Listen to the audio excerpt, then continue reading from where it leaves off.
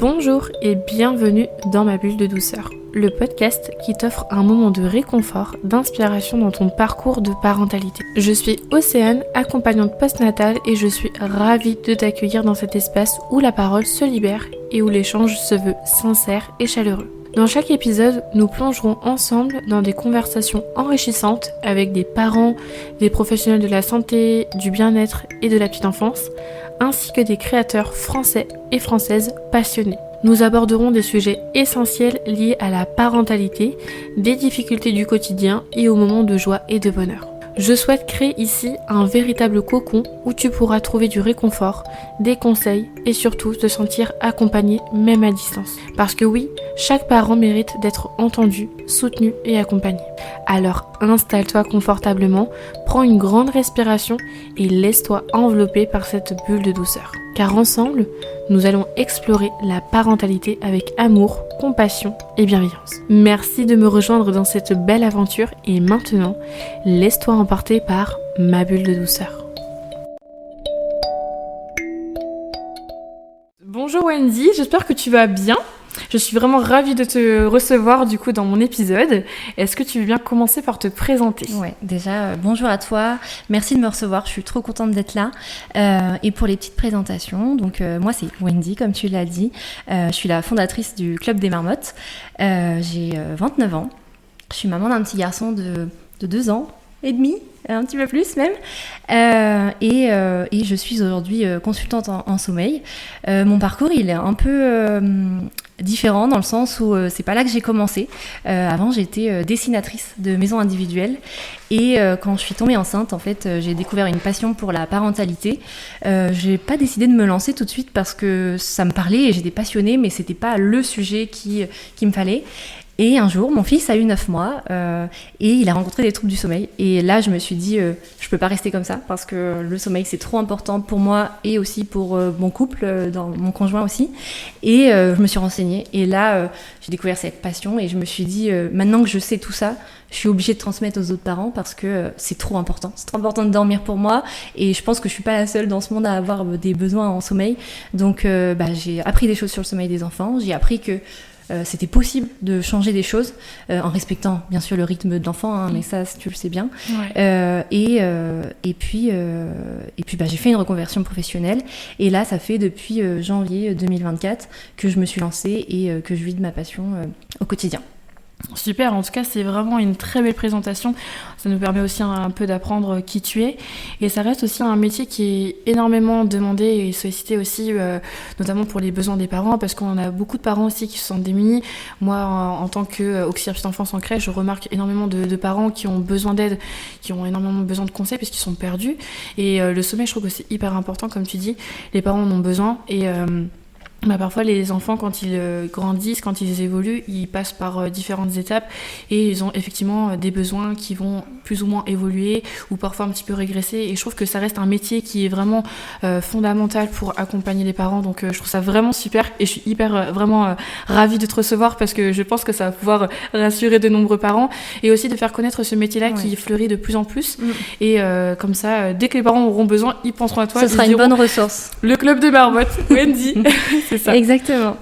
Et puis c'est vrai que des fois on est un peu perdu en tant que parent parce que malheureusement il y a on se retourne beaucoup vers les professionnels de la santé et ils n'ont pas toujours les réponses, pas tous bien sûr, mais il y en a qui n'ont pas de réponse et du coup à part dire ça va passer, ils peuvent pas forcément dire grand chose. En tout cas moi c'est ce qui m'est arrivé en tant que maman. Je dis pas que c'est le cas partout, mais en tant que maman, moi je suis allée voir mon médecin, j'ai dit mon fils ne dort pas bien et on m'a dit ça va passer. Et sauf que ça peut passer, mais ça passe pas assez vite en tout cas. Ouais. Donc en tout cas c'est bien d'avoir des informations sur le sommeil, de le comprendre et après on fait comme on le souhaite avec les infos qu'on a, mais avoir de l'info c'est essentiel. Ouais, et je me posais aussi effectivement la question, est-ce que les professionnels de la santé ont eu aussi des formations par rapport au sommeil des tout petits?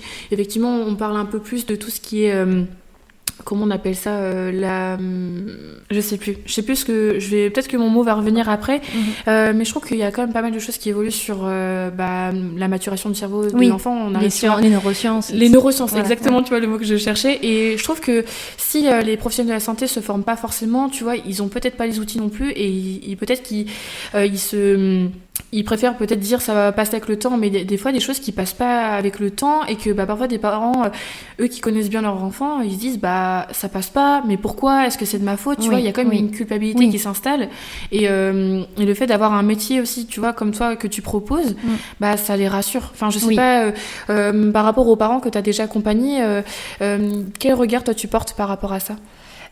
Déjà, tous les parents que j'accompagne ont déjà fait appel aux professionnels de santé, ont déjà posé des questions aux médecins, aux pédiatres, parfois aux sages-femmes aussi. Et forcément, ces personnes, même si elles sont hyper compétentes, elles peuvent pas tout savoir. C'est ça. Elles peuvent pas être spécialistes dans tous les domaines. Ouais. Donc en fait, c'est très complémentaire entre ce que eux ils font et ce que moi je peux proposer à côté. Donc c'est vraiment deux métiers bien distincts. Mais moi, je suis plus là dans l'accompagnement aussi, le soutien au quotidien, vraiment ce que ne peut pas apporter un professionnel dans son cabinet.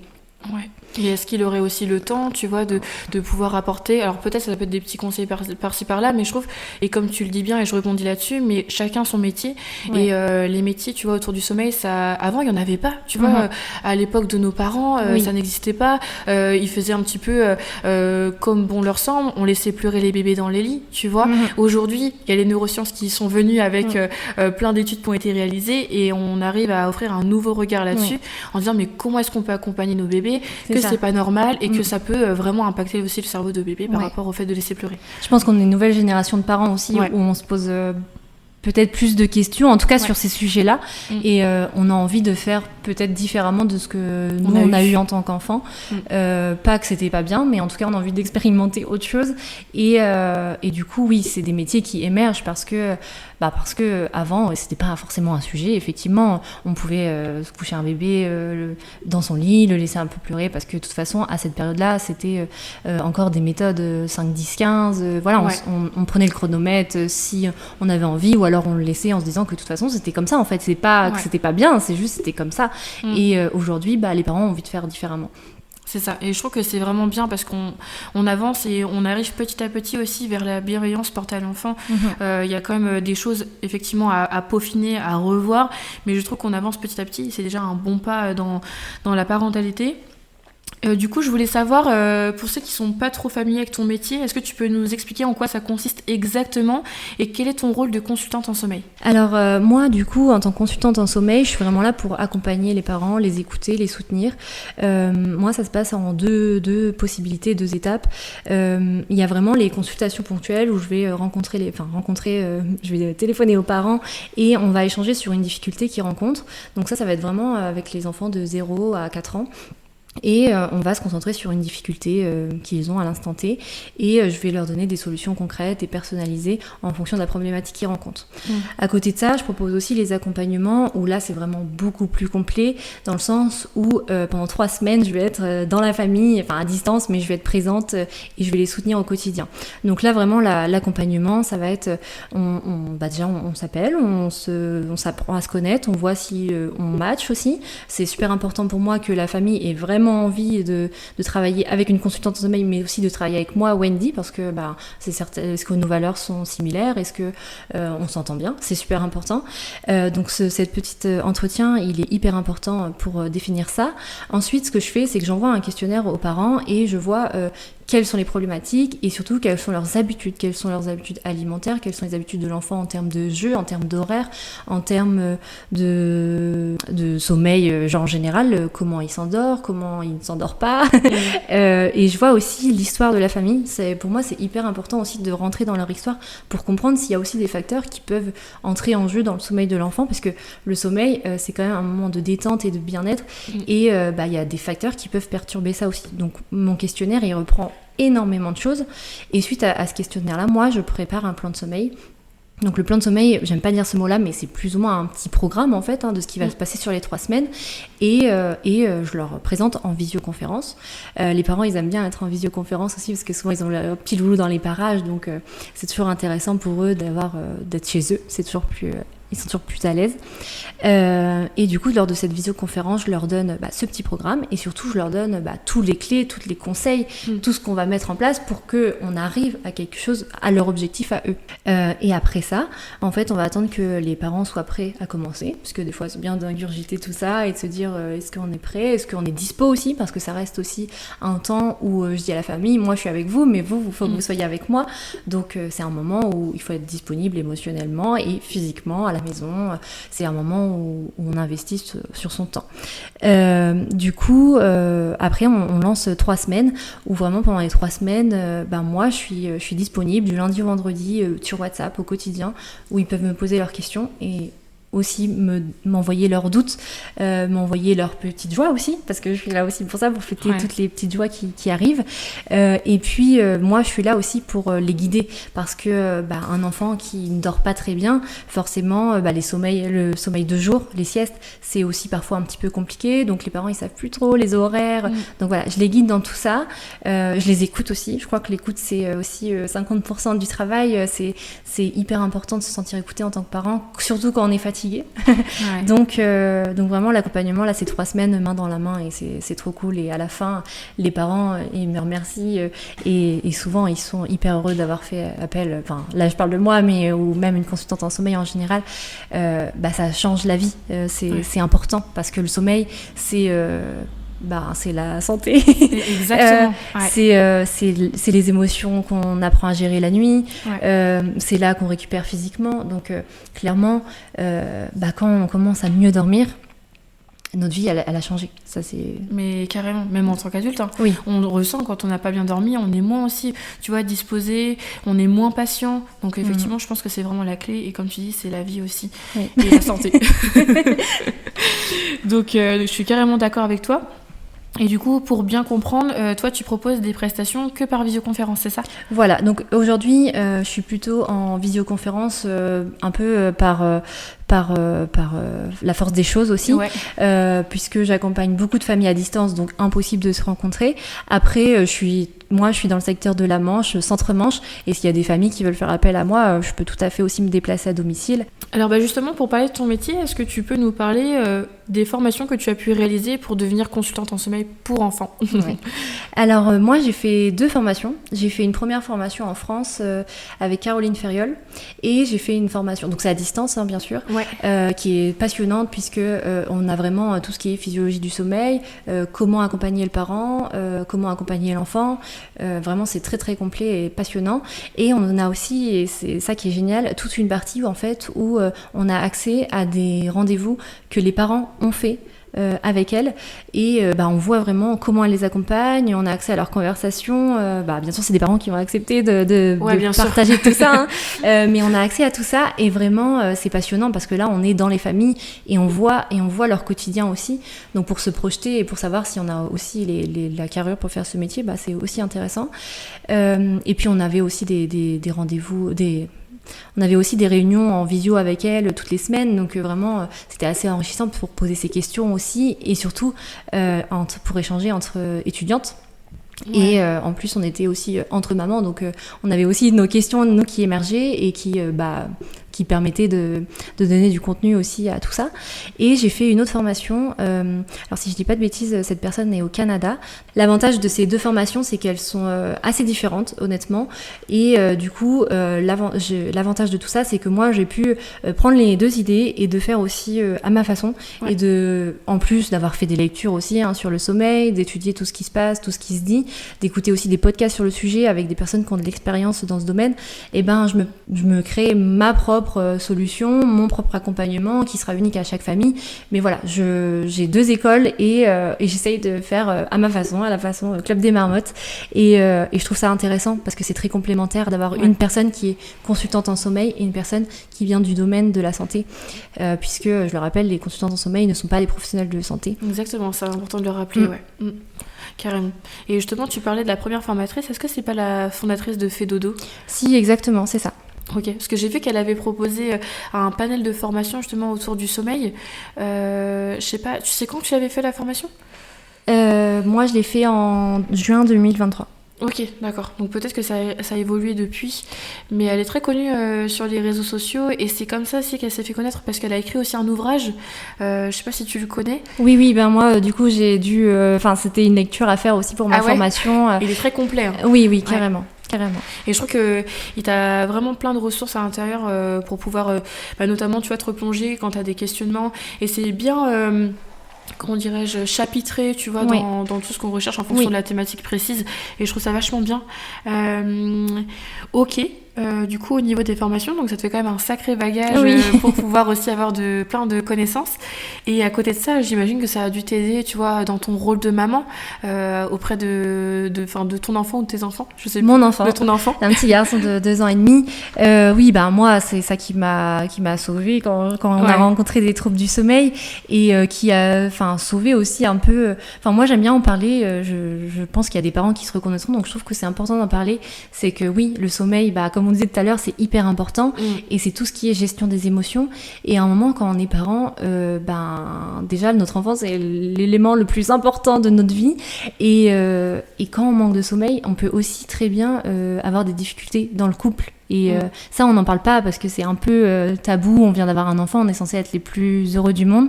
Et en fait, quand on dort pas, clairement, on compte les points. Non, c'est toi qui t'es élevé cette nuit. Non, c'est moi qui me suis levée. C'est à ton tour. Et en fait, c'est difficile cette période.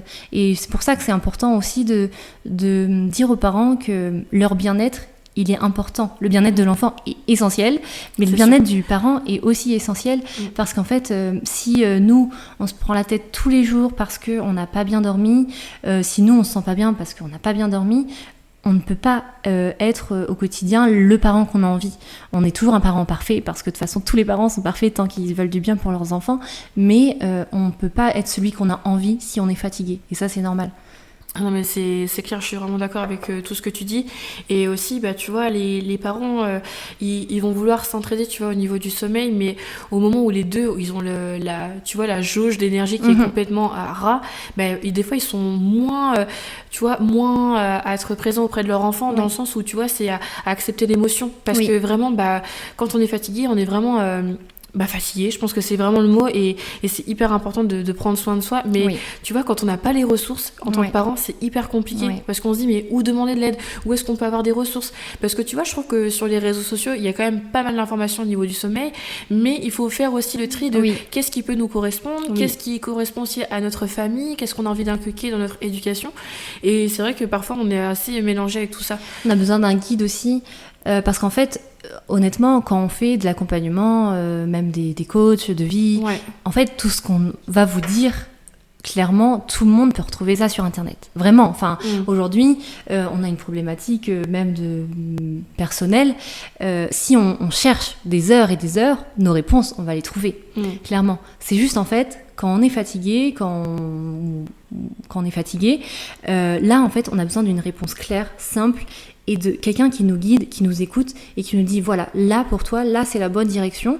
Et après, le parent, lui, il est maître de ce qu'il fait. S'il n'a pas envie de faire ça, s'il a envie de faire comme ça, c'est lui qui décide.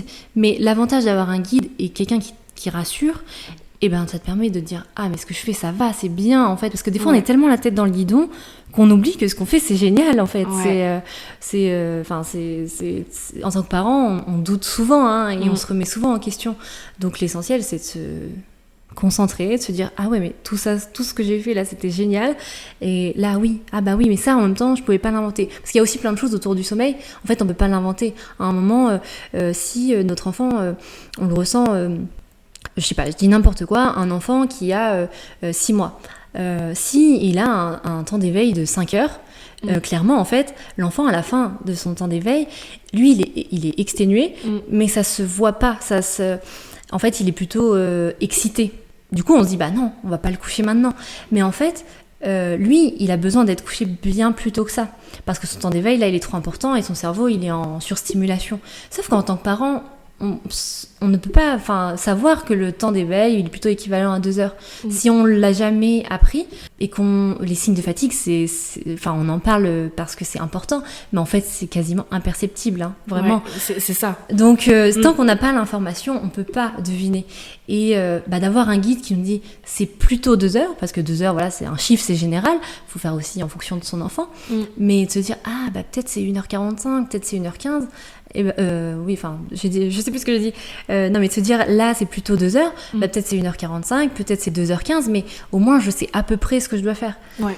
Et d'avoir cette info, ça change tout.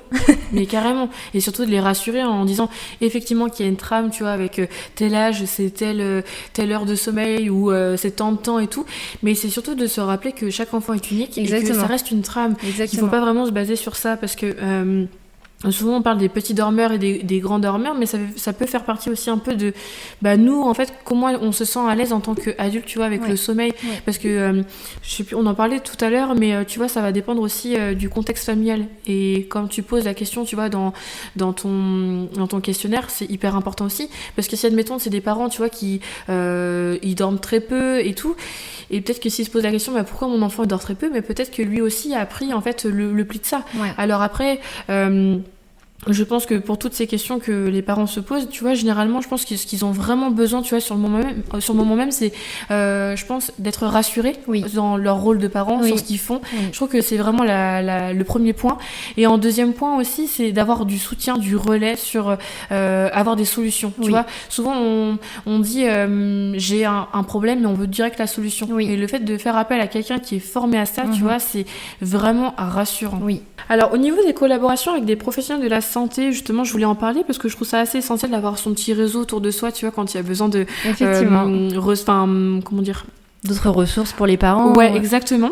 Et est-ce que toi, tu travailles en collaboration justement avec eux? Et si oui, comment elles t'enrichissent dans ta pratique? Alors moi, ça m'arrive forcément de travailler en collaboration parce que, comme je disais tout à l'heure, les professionnels de santé, par exemple, ne peuvent pas tout savoir. Et moi, en tant que consultante en sommeil, je ne peux pas tout savoir. Donc, moi, je fais appel souvent à des personnes qui sont assez complémentaires. Parfois, ça peut être aussi des ostéos. Demander à ce que l'enfant soit vu avant, parce que j'ai un petit doute, est-ce qu'il n'aurait pas une gêne physiquement? Donc là, moi, j'ai pas de personne dédiée dans le sens où, comme je travaille à distance, je conseille d'aller voir les personnes autour des familles. Sinon, j'aime bien aussi demander des conseils des fois en naturopathie, quand je vois qu'il y a un enfant qui a des difficultés un petit peu de séparation. Je sais qu'il y a des fleurs de bac qui peuvent exister ou des choses comme ça. Pareil, c'est pas ma spécialité, donc moi j'aime bien m'appuyer sur des professionnels. Pour le coup, comme c'est des choses qui peuvent plus se faire à distance, là j'ai l'habitude de travailler plutôt avec Elena Nez. Sinon, pour tout ce qui est question de parentalité pure, où là effectivement moi j'ai mes limites aussi, j'aime bien rediriger souvent vers Aurélie Soubis.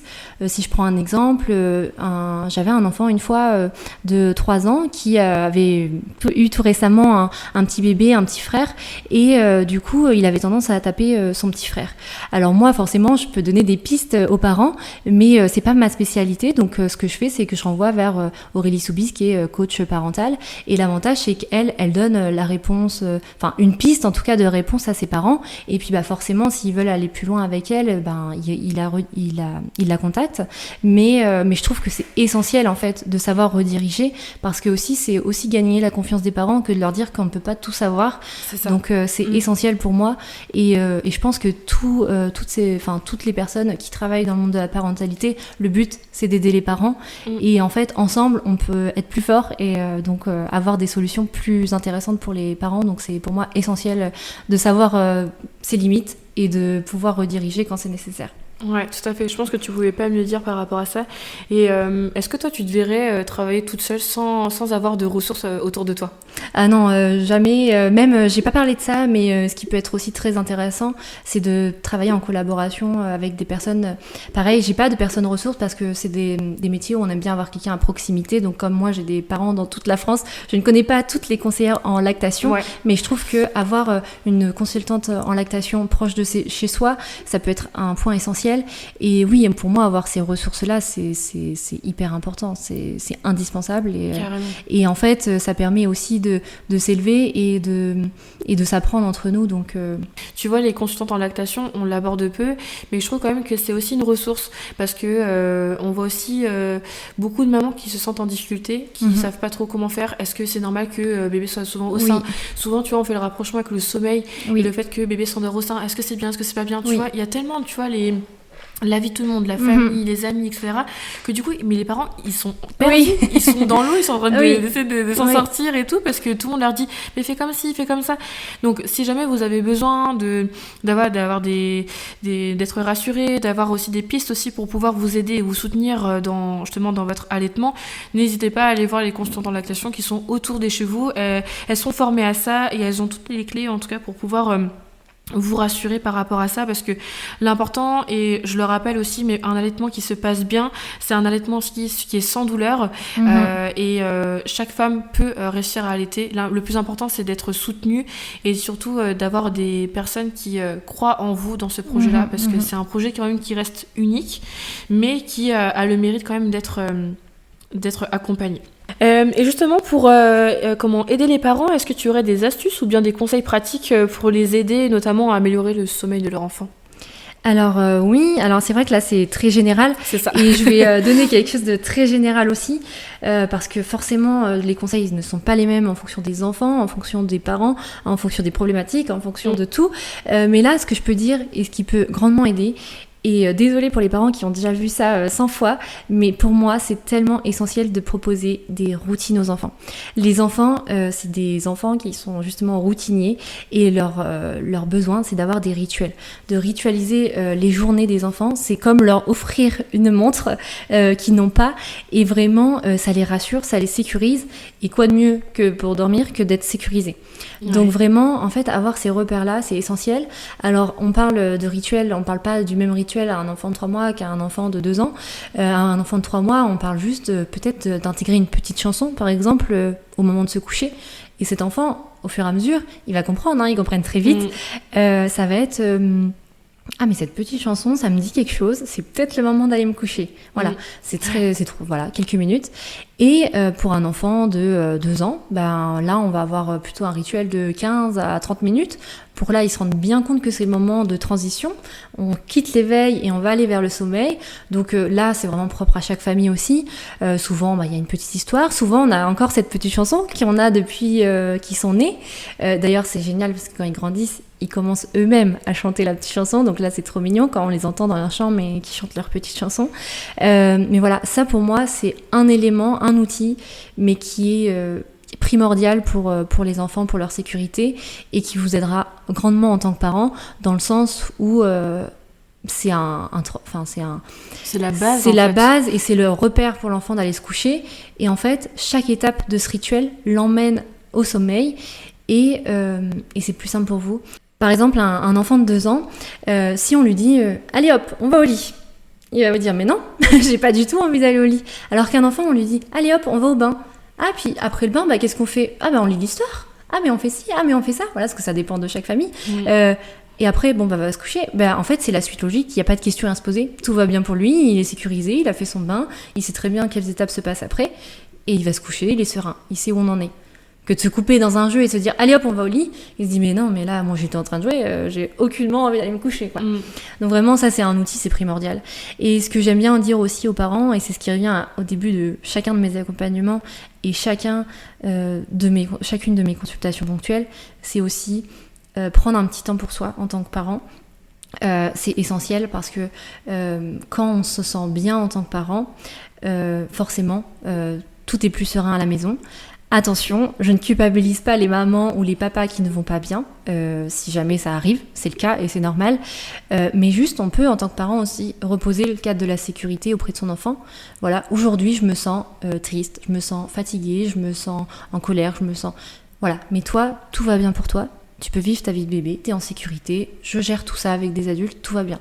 Et ça vraiment, reposer cette sécurité auprès de son enfant, ça peut paraître anodin, mais en fait pour eux c'est hyper important, ou ça les rassure, voilà, ils sentent, parce qu'ils sentent les enfants, ils nous connaissent mieux que nous, hein. Surtout les tout petits, il faut se rappeler qu'ils ont été 9 mois dans notre ventre, donc les battements de notre cœur, ils les connaissent mieux que nous, et ils savent avant nous qu'on est stressé ou avant nous qu'on est en colère. Donc vraiment, leur rappeler ça, c'est remettre la sécurité, et aussi en tant que parent de se dire, j'ai le droit aussi de pas aller bien à ce moment-là, mais juste, j'ai le droit à ce moment-là, moi en tant que parent, de pas aller bien, mais au moins, j'enlève cette responsabilité à mon enfant de sentir ce sentiment négatif. Bon, après, quand c'est positif, on a le droit de le dire aussi. Carrément, il faut les fêter aussi. Exactement. C'est chouette aussi, mais carrément. Comme tu dis, c'est hyper important d'être transparent avec son enfant, de vraiment mettre des mots sur les émotions sans forcément rentrer dans les détails, parce que il va pas forcément comprendre, mais dire voilà, tu vois, je me sens triste, mais je suis là pour toi. Voilà. Enfin, vraiment, tout va bien. Voilà, exactement. Parce qu'en fait, même si on le communique pas, en fait, l'émotion, ça va se faire ressentir par le non-verbal. Et le non-verbal, en fait, c'est le corps. Comment on va le communiquer avec le corps. Et en fait, c'est pareil, c'est comme quand on voit un collègue qui est énervé, il va pas forcément nous le dire, mais on va le voir dans son attitude. Il va taper des pieds un peu plus fort, les sourcils vont être un peu plus froncés. Et c'est pareil en tant que parent. Donc, si vous avez l'occasion de mettre des mots là-dessus, je sais que tout le monde n'est pas forcément à l'aise, mais ça peut être aussi une piste à explorer, à se dire, bon, voilà, est-ce que je pourrais peut-être essayer ce soir de dire que ma journée elle était trop compliquée, mais vraiment dire la journée a été difficile pour moi, je suis fatiguée, peut-être que j'ai pas trop le temps de jouer avec toi ce soir, mais promis demain on fera ça. Voilà, vraiment toujours communiquer, et je trouve que c'est essentiel que tu en parles, notamment les routines, parce que on le fait beaucoup en crèche, mais c'est vrai qu'à la maison peut-être que peu de parents le savent, et ça reste quand même une base clé et fondamentale pour aller vers le sommeil. Et d'ailleurs, petite question, le rituel, en fait, on peut le proposer à un nourrisson aussi ? Alors, c'est vrai que moi, je dis plutôt à partir de 3 mois, mais en soi, à 3 mois, je parle d'une chanson.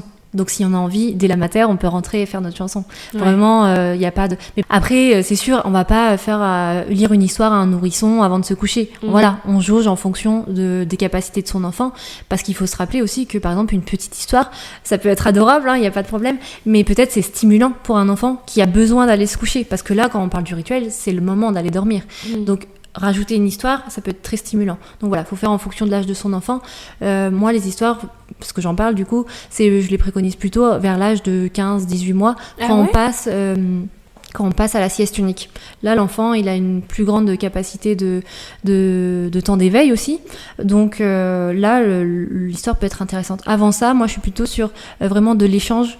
Le parent, il peut aussi raconter les petits moments sympas de la journée. Voilà, on prend les 5 doigts de la main et puis on a fait ça, c'était trop génial. On a vu papy, mamie. On a vu le chat. Enfin, ça peut être des choses très simples. Vraiment, en tant que parent, vous mettez pas aussi la pression sur les choses qui sont positives. Enfin, faut parler des choses positives, c'est bien, mais vous mettez pas la pression de oui, on a été à Disneyland. Non, on a caressé le chat tous les deux, on a passé un bon moment, c'est déjà génial. Voilà, c'est des petites choses comme ça, et de montrer aux enfants, de se rappeler de ces petites gratitudes du soir, ça peut être hyper intéressant pour eux, pour leur future routine aussi. Ah mais carrément, et je trouve que c'est important aussi que tu le partages, parce que tu vois, je viens de l'apprendre pour proposer des histoires avec les enfants, donc c'est, tu vois, même moi j'en apprends encore, et j'en apprendrai encore tous les jours, donc c'est vraiment trop bien. Du coup, on arrive bientôt à la fin de cet épisode. Est-ce que tu as des projets à venir que tu souhaites nous partager ?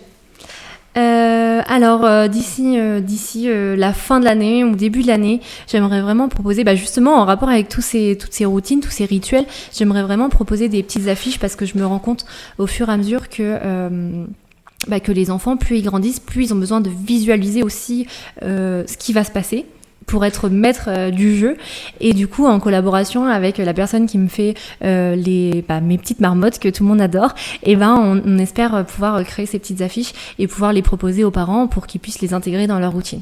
Voilà, c'est le projet pour la fin de l'année, et il y en aura certainement plein d'autres, mais je laisse ça en suspens pour le moment. Alors justement, pour finir, comment est-ce que les parents peuvent te contacter s'ils veulent bénéficier de tes services ?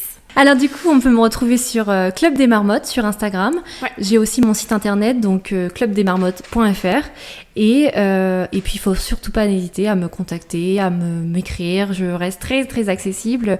J'aime discuter avec les gens, donc vraiment faut venir me voir Bon, en tout cas, t'as vraiment cette volonté d'être présent pour les parents, et je pense que voilà, ta présence leur sera vraiment utile, et t'as un sacré bagage aussi au niveau formation, donc je pense que tu pourras vraiment les rassurer là-dessus, j'ai aucun doute là-dessus. Merci beaucoup. Et du coup, petite anecdote ou pas, mais est-ce que tu peux nous raconter un peu l'histoire de ton pseudo, le Club des Marmottes ?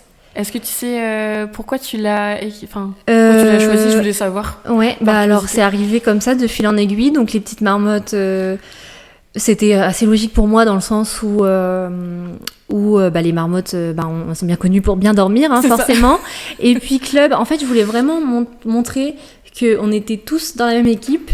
Et Club des Marmottes, voilà. On est tous dans le même bateau. Et en fait, j'aime bien cet esprit de cohésion, donc ça me parlait pas mal. Ouais, et puis les marmottes, elles sont vraiment trop choues. Ah bah ça, en vrai, c'est une amie qui me les a réalisées, et je la remercie tous les jours, parce qu'en plus, elle marque assez bien, et je les adore, et tout le monde s'en rappelle, quoi. Enfin, vraiment, elles sont... Et puis on sait carrément que c'est toi. Tu vois, je trouve que c'est vraiment le petit logo où on se dit, ça c'est Wendy, c'est le Club des Marmottes, donc c'est vraiment bien. Et t'as aussi la petite colorimétrie bleue aussi qui fait penser un petit peu à la nuit, au sommeil, donc c'est hyper agréable. Exactement. Donc, merci beaucoup. J'en parlerai à mon ami aussi. Tu peux lui transmettre sans aucun souci. Écoute, voilà, ça conclut cet épisode. Je te remercie énormément du coup de nous avoir partagé ton métier, un petit peu ce que tu proposes, et aussi de te faire connaître.